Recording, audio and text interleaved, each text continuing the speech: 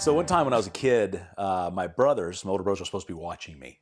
My dad was at work, my mom went to the grocery, and they were supposed to be babysitting. Well, they weren't. They were playing video games, and I was hungry. So I went to the kitchen, and I was very self-sufficient. I was 5 or 6 years old. I grabbed some foil out of the fridge, had some hot dogs in it, and I threw that in the microwave, and I nuked myself a hot dog.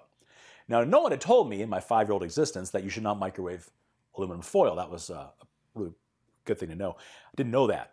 Basically, set the microwave on fire, destroyed the glass, almost set my kitchen on fire.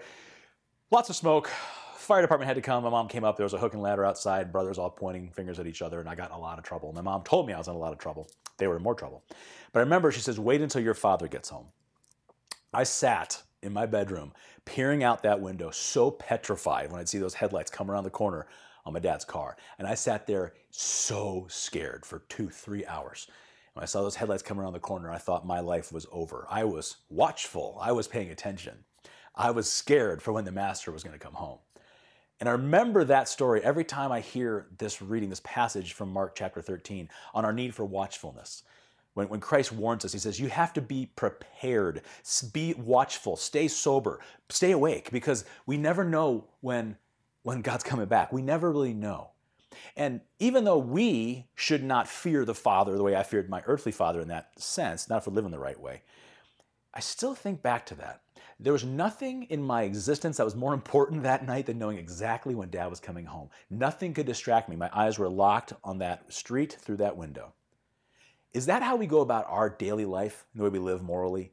Is that how we go about our relationships? Is that how we go about the decisions we make in our moral decision making on a daily and weekly basis? Do we live with that kind of urgency, that kind of proactivity? Do we wake up in the morning and fear sin more than we fear death? That's what the saints had in common. They feared sin more than they feared death.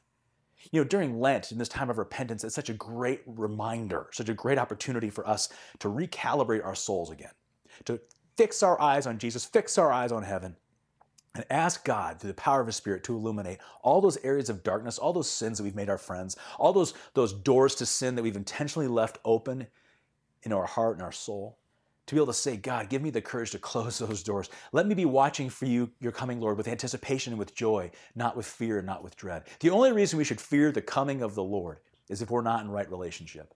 And if you have not been to confession during Lent, it's time to get back. If you have not been in days, months, years, maybe you've never been, it's time to consider that and to go do what you got to do to get there, to make sure that we are in right relationship with the Lord.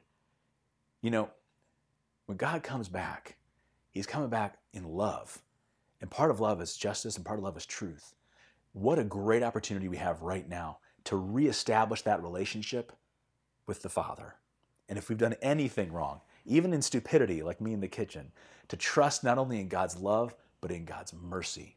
My dad got home that night, and I was in good shape. He did not let me have it.